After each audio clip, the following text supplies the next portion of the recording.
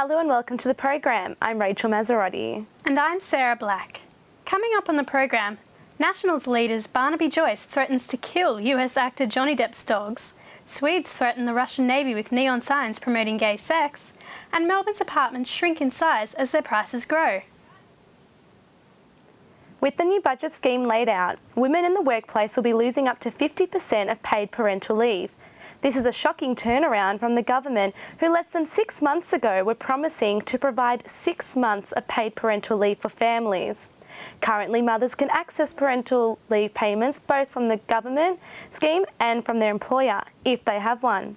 Federal Minister of Social Services Scott Morrison said assessing both schemes is double dipping. In contradicting claims, Minister of Communication Malcolm Turnbull said, "I respect every mother and I believe people are entitled to use whatever benefits that are available to them."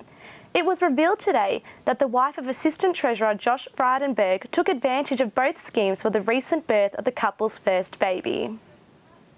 Prince Charles' confidential letters to government ministers have been published after a 10-year press freedom legal battle to have them released.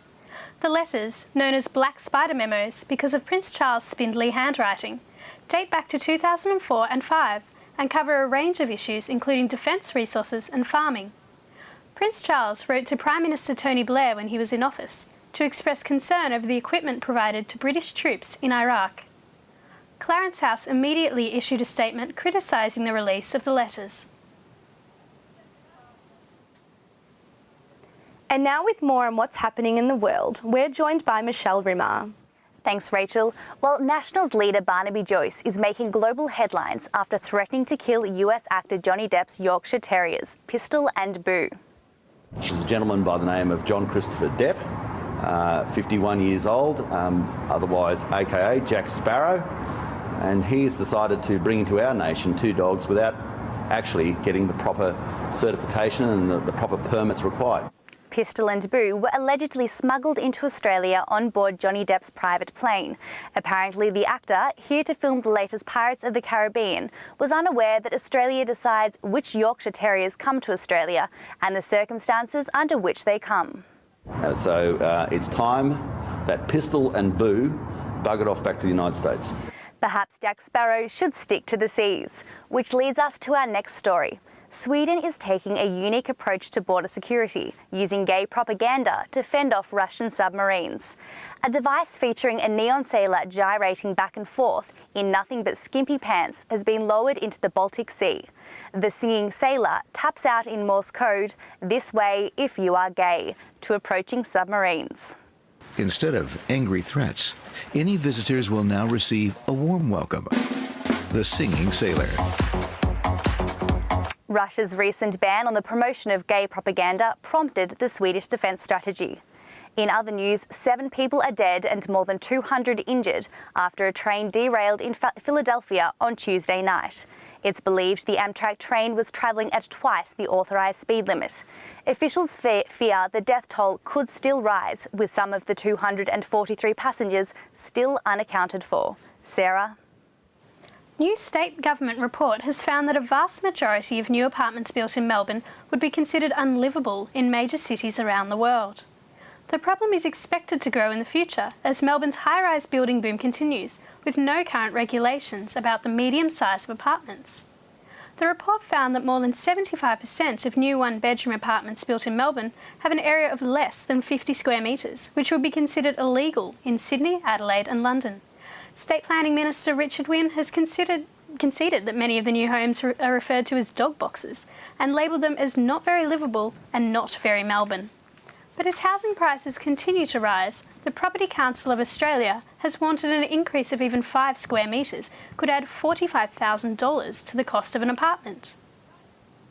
As Melbourne's tiny flats become ever more expensive, environmentally conscious Melburnians are turning to alternate forms of living. Alexandra Keefe reports on tiny houses, the new sustainable living movement that's gaining traction in Australia. Adventure seekers have turned to tiny mobile houses as their accommodation of choice. I've been renting in houses for most of my life, aside from a time when I was living in a van, and you're kind of pretty restricted on what you can do. Rory McDougall's dream of building and owning a tiny house is finally becoming a reality.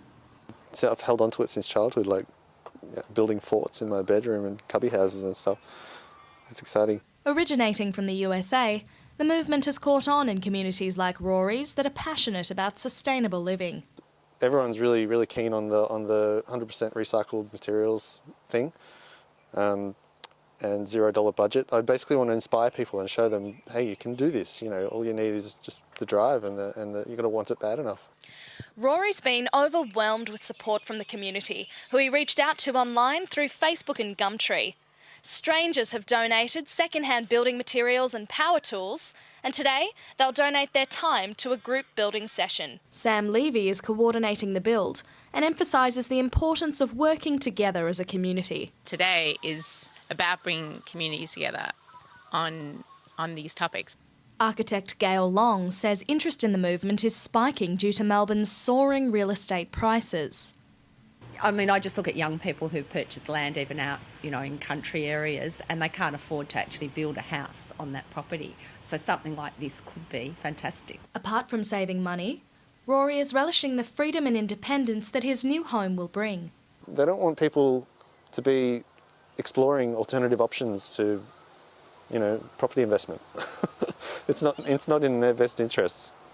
So if mortgage stress is getting you down, just grab yourselves a hammer and get to it.